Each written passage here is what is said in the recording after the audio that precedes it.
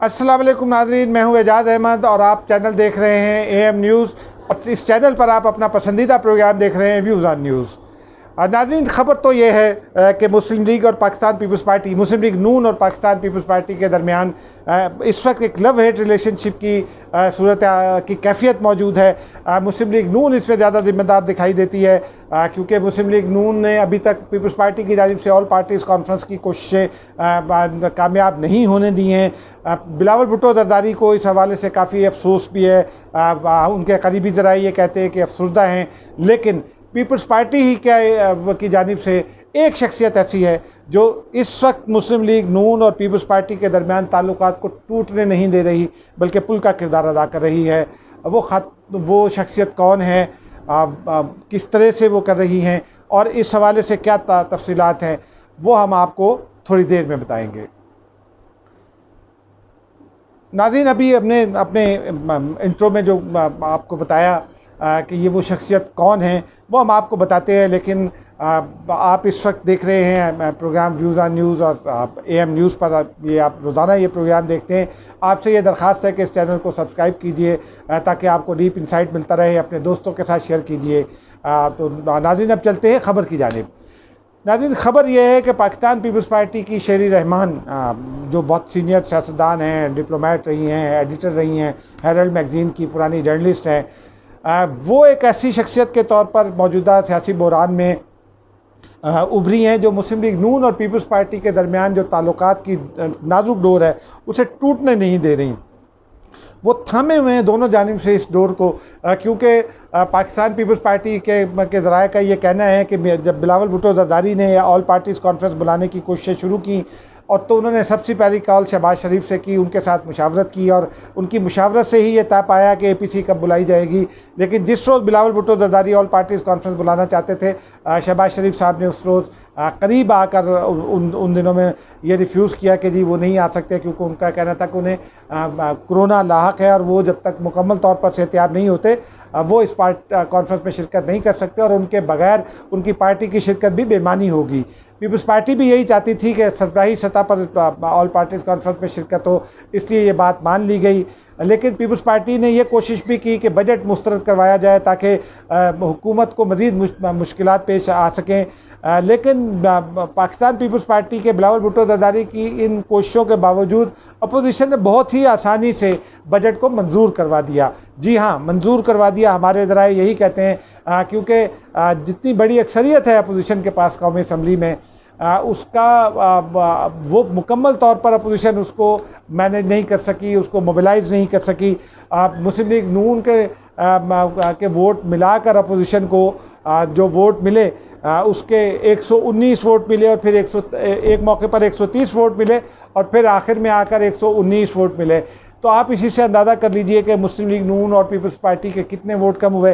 Peoples party के 3 से 4 अरकान मिसिंग थे, उनमें से 2 या 3 अफराद ऐसे थे जिनको कोरोना लाहक है, जबकि मखदूम जमील भी मुल्क में मौजूद नहीं थे और उन्होंने माजरत कर रखी थी। बाकी तमाम के तमाम अरकान उनके मौजूद थे। मुस्लिम लीग नून, जिसके पास 86 अरकान हैं कौमी असम्बली के और उनकी इत्तादी भी हैं, वो उनके पास जो है वो उनके अरकान की तादाद पूरी नहीं थी और काफ़ी बड़ी तादाद में उनके अरकान मिसिंग थे, वो कौमी असम्बली में नहीं आए। इस हिसाब अपोजिशन ने कुल मिलाकर जो वोट लिए उसके मुकाबले में PTI ने जिसके पास अपने वोट कम हो गए थे, PTI के पास 178 वोट थे, जिनमें से 4 वोट कम होकर अपोजिशन के साथ गए। अपोजिशन के वोट तो फिर भी बहुत ही कम रहे, लेकिन PTI के पास भी वोट कम रहे और 42 वोटों की अक्सरियत से फिर भी बजट मंजूर करा लिया गया। पाकिस्तान पीपल्स पार्टी ये समझती है कि शहबाज शरीफ साहब का कहीं और किसी डील में हैं और पाकिस्तान पीपल्स पार्टी के कई रहनुमाओं से मेरी बात हुई, उनका ये कहना था कि वो किसी और डील में, इसलिए शायद उन्हें ज़्यादा इंटरेस्ट नहीं है हुकूमत को घर भेजने में और वो चाहते हैं कि अगर हुकूमत घर जाए तो वो इस बात को यकीनी बनाना चाहते हैं कि इक़्तिदार उनकी झोली में आ गिरे। बहुत अच्छी बात है, ये उनकी ख्वाहिश है तो दुरुस्त ख्वाहिश है। सियासत में अगर कोई भी शख्सियत आती है तो वो जाहिर सी बात है वज़ीर या वफाक या सदर मुमलिकत या प्राइम मिनिस्टर बनने के लिए ही सियासत को ज्वाइन करती है तो इसमें कोई हर्ज नहीं है अगर वो है, लेकिन अगर उनकी हिकमत अमली की वजह से अपोजिशन कमज़ोर होती है तो फिर इल्ज़ाम उन्हीं पर जाता है जो ये ज़्यादा ख्वाहिशात पालते हैं।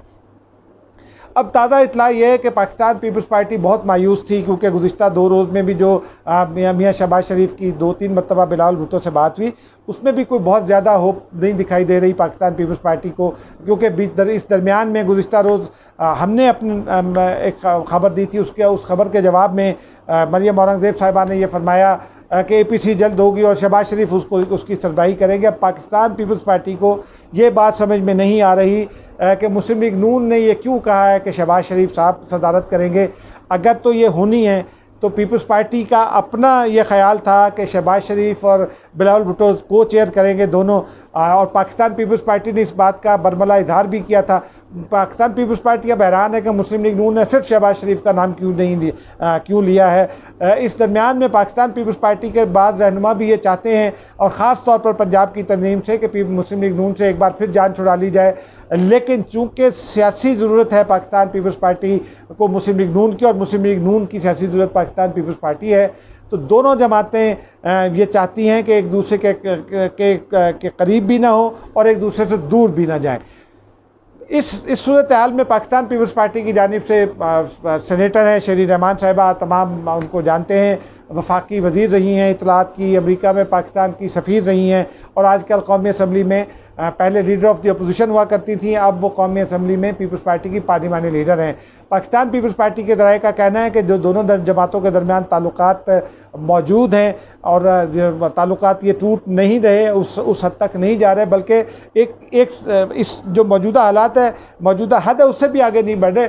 उसका वाहिद क्रेडिट वो कहते हैं कि शेरी रहमान को जाता है, क्योंकि वो सरदार अयाज सादिक साहब और एहसन इकबाल साहब के ज़रिए मुस्लिम लीग नून के साथ भी मुकम्मल राब्ते में हैं और पैगाम रसानी भी कर रही हैं, और उनकी ये कोशिश है कि दोनों जमातों के दरमियान वो पुल का किरदार अदा करती रहें, ताकि दोनों जमातें एक दूसरे से दूर जाती ना दिखाई दें। उसका फ़ायदा उनके ख़्याल में हुकूमत को होगा।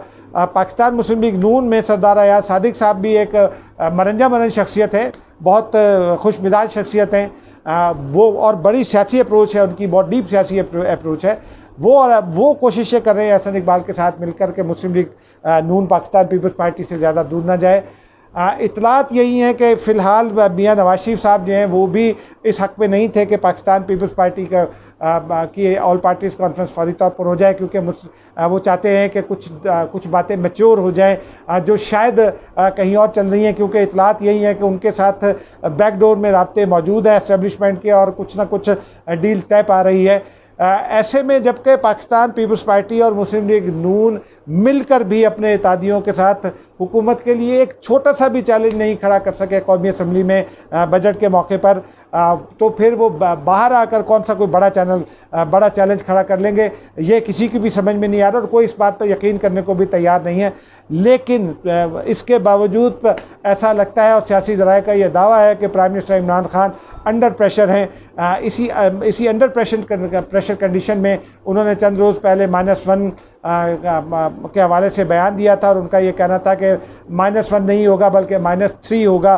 साथ ही उन्होंने ये कहा था कि मेरे बाद जो भी आया मेरी पार्टी से वो आपको नहीं छोड़ेगा।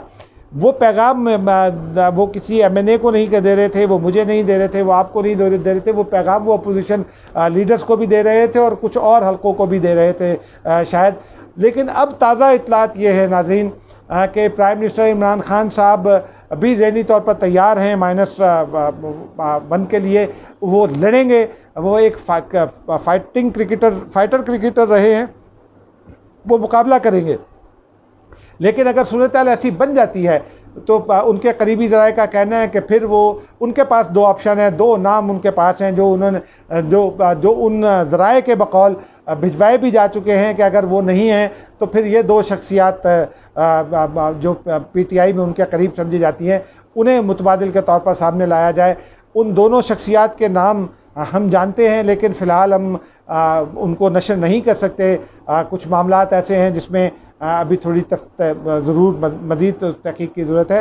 लेकिन वो दोनों नाम ऐसे नहीं हैं कि उनके ऊपर इस किस्म की भारी जिम्मेदारी डाली जाए, क्योंकि उन्हें अगर वो उनमें से कोई एक भी सामने आता है तो फिर पीटीआई को संभालना मुश्किल होगा। आप तो जानते हैं कि अभी सुहेल वड़ाइच ने गुज़िश्ता रोज़ ही ये ख्वाब देखा था, बल्कि परसों ख्वाब देखा था, और गुज़िश्ता रोज़ उन्होंने अपने ख्वाब की तफसीलात बयान की रोज़नामा जंग में अपने कॉलम में, और उन तफसीलात में उन्होंने 4 बड़े संजीदा नाम दिए। उन्होंने ख्वाब देखते देखते वो नाम बयान किए, जिनमें असद उमर साहब का नाम है, शाह महमूद कुरैशी साहब का नाम है, उसमें उन्होंने मियां मोहम्मद सुमरो साहब का भी नाम दिया। लेकिन एक नाम उन्होंने नहीं दिया उसमें, वो नाम हम आपको बता सकते हैं। वो जिस नाम की जानिब उन्होंने इशारा किया वो साबिक वज़ीर आला खैबर पख्तूनख्वा परवेज़ खटक हैं, जो डीप रूटेड पॉलिटिकल वर्कर हैं। उन्हें पता है कि किस किस्म की पॉलिटिकल सिचुएशन में किस तरह से किया जाता है, किस तरह से बिहेव किया जाता है। वो एक मौके पर अक़लियत में चले गए थे, लेकिन उन्होंने अपना भरम और अपनी हुकूमत कायम रखी। उनका नाम एक संजीदा उम्मीदवार के तौर पर सामने लिया जा रहा है। कराची के बाद सोर्सेज का ये कहना है कि मोहम्मद मियां सुमरो स्टिल एक बड़े मजबूत उम्मीदवार हैं, लेकिन हमारे ज़राए ये कहते हैं कि अभी सिर्फ 2 रोज़ पहले की बात है, किसी सियासी महफिल में किसी बहुत बड़ी सियासी शख्सियत ने जिसका ताल्लुक पीटीआई से ये इस हवाले से तबसरा भी किया है, और उनका ये कहना है कि ये लोग अपने अपने तौर पर जो 3 नाम सामने आए हैं, नाम जो सामने आ गए हैं, इनके हवाले से, चौथे नाम के हवाले से नहीं किया उन्होंने। उनका ये कहना था कि ये लोग अपने अपने तौर पर कोशिशें कर रहे हैं, लेकिन उनके 2 नाम और हैं। इसी सूरत हाल में नाज़रीन आप ये भी यकीन कर लीजिए कि इन 4 नामों के अलावा 2 नाम शायद और भी सामने आएंगे अभी, और वो नाम प्राइम मिनिस्टर के नाम से हटकर भी हो सकते हैं और उनमें से भी हो सकते हैं।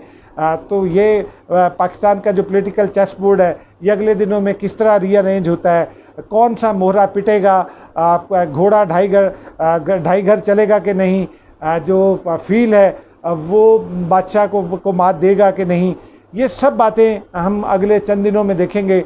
और हम बार बार ये अर्ज़ कर रहे हैं कि सितंबर अक्टूबर तक का जो वक्त है वो बहुत ही इम्पॉर्टेंट है।